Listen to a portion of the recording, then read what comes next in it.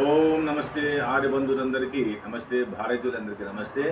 మనకు త్వరలో రాబోతున్నది రంగుల పండుగ లేదా హోమావళి కామదహన యజ్ఞాలు. ఈ నెల 11వ తారీఖు కామదహన యజ్ఞం ఉంటుంది, పౌర్ణమి. మరుసటి రోజు రంగులు చల్లుకోవడము, తర్వాత ఒకరికొకరు శుభాకాంక్షలు చెప్పుకోవడం జరుగుతుంది. రంగులు ఏ విధంగా ఉండాలంటే మనకు ఆరోగ్యం కలిగించాలి, ఆనందం కలిగించాలి, సుఖం కలిగించాలి, సంతోషం కలిగించాలి. అలాంటి రంగులే మనము తయారు చేసుకోవడం, వాడుకోవడం. ప్రకృతి సహజంగా రంగులు తయారు చేసుకోవడం ఈరోజు చూపిస్తాను మీకు. ఈరోజు మన దగ్గర గోగు పువ్వు ఉంది, తర్వాత బీట్రూట్ ఉంది, తర్వాత బూడిద ఉంది, తర్వాత పసుపు ఉంది, తర్వాత కొంచెం చక్కెర ఉంది. వీటితోటి 3 రకాల రంగులు తయారు చేసుకుందాం.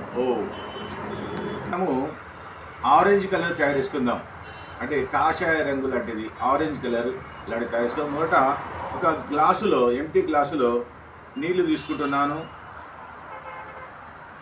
ఈ నీళ్ళల్లో పలాస పువ్వు లేదా మోదుగ పువ్వు, ఈ మోదుగ పువ్వును ఇందులో వేస్తున్నాను. చూడండి, దగ్గర తీస్తున్నాను. మోదుగ పువ్వు వేయగానే అందులో రసాయనిక చర్య జరిగి మనకు చక్కని రంగు తయారవుతుంది. చూడండి ఎంత మధురంగా ఉంటుంది. ఈ రంగు ఆనందం కలిగిస్తుంది, ఇది మనకు సుఖాన్ని కలిగిస్తుంది, సంతోషాన్ని కలిగిస్తుంది. చూడండి, దగ్గర తీసుకో. ఇప్పుడు దీన్ని కలుపుతున్న చూడండి, రంగు మారిపోతుంది. ఇలాంటి చిక్కని మంచి రంగును మనము తయారు చేసుకొని వాడుకోవాలి, చల్లుకోవాలి, లేదా తాగచ్చు కూడా. ఇలాంటి పువ్వుతోనే రసన తయారు చేస్తారు. చూడండి ఎంత బాగుంది కలరు. కాబట్టి ఇలాంటి పువ్వుతోని రసన తయారు చేస్తారు. ఇలాంటి పువ్వుతోని రకరకాల మిఠాయిలు తయారు చేస్తారు, రంగులు. ఇది ప్రకృతి సహజమైన రంగు. దీన్ని పలాస పువ్వు లేదా ఫైర్ ఫ్లవర్ లేదా ఫ్లేమ్ ఫ్లవర్, మోదుగ పువ్వు లేదా ఇస్తరాకు పువ్వు అంటారు. ఈ పలాస పువ్వు యొక్క రసం తయారైంది. దీంట్లో మనము చక్కెర కలుపుకుందాం. చక్కెర కలుపుకున్న తర్వాత మనము ఈ రసాన్ని మనం తాగాలి, చాలా బాగుంటుంది, ఆనందంగా. చూడండి, చక్కెర కలుపుతున్నాను. దగ్గర చక్కెర 1 చెంచా, 2 చెంచా కలుపుతున్నాను. కలిపి ఇలాంటి రంగును మనం శరీరం మీద చల్లుకోవచ్చు, బట్టల మీద చల్లుకోవచ్చు. తర్వాత కళ్ళల్లో పడ్డా ఏమీ నష్టం లేదు, నోట్లో పోయినా నష్టం లేదు, ఎలాంటి నష్టం లేదు. ఇలాంటి రంగులు తయారు చేసుకొని మనం వాడుకోవాలి, చల్లుకోవాలి రంగుల పండుగ రోజు, హోమావళి. చూడండి, మీ ముందు నేను ఇప్పుడు తాగుతున్నాను. చూడండి,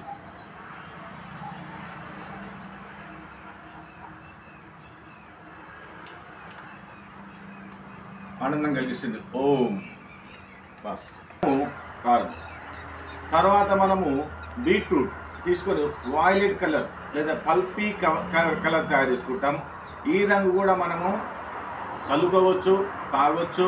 శరీరం మీద పడ్డా కానీ ఏదైనా నష్టం లేదు, కళ్ళలో కానీ నష్టం లేదు. అలాంటి ప్రకృతి సహజమైన రంగు తయారు చేస్తున్నాయి. ఇప్పుడు చూడండి,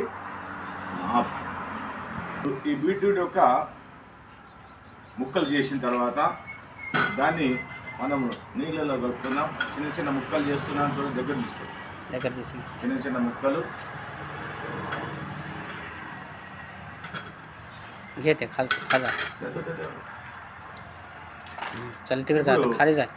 మనము గ్లాసులో నీళ్ళు తీసుకుంటున్నాం. ఈ నీళ్ళల్లో బీట్రూట్ ముక్కలు వేద్దాం. మ్యాజిక్ జరుగుతుంది, అద్భుతమైన రంగు వస్తుంది, మనకు ఆనందాన్ని కలిగిస్తుంది.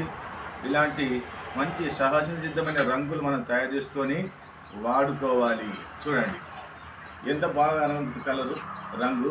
ఇలాంటి రంగులు మనం తయారు చేసుకొని వాడుకోవడము, తర్వాత ఆరోగ్యాన్ని, ఆనందాన్ని పంచడము, సుఖాన్ని, సంతోషాన్ని ఇవ్వడము.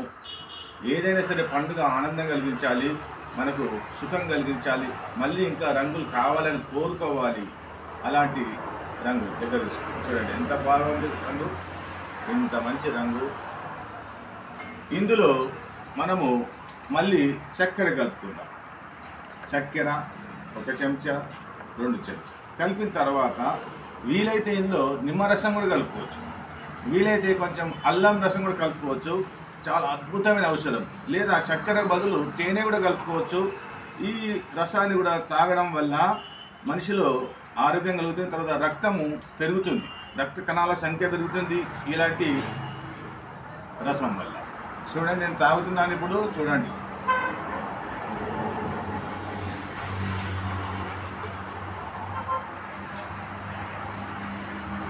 అయిపోయింది.